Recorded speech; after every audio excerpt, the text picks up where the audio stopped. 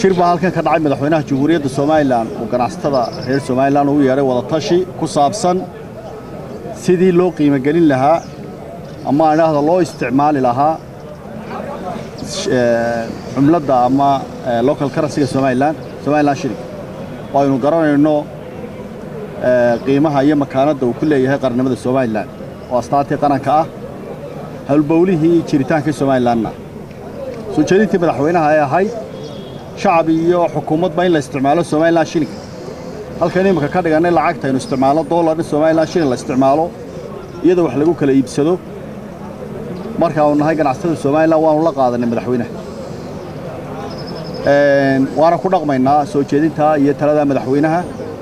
oo isticmaalayna waxna waa ku iibinaynaa sidoo kale shacabka Soomaaliland iyaguna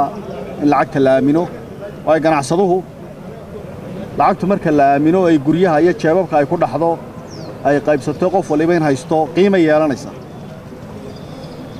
marka qiimo yeelato ay fadhiisato meel ganacsadaha wax ku qasbaya inuu bedelo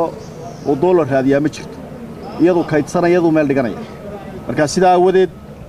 anagu waajibkayga intaanu lahayn madaxweynuhu soo jeediyay si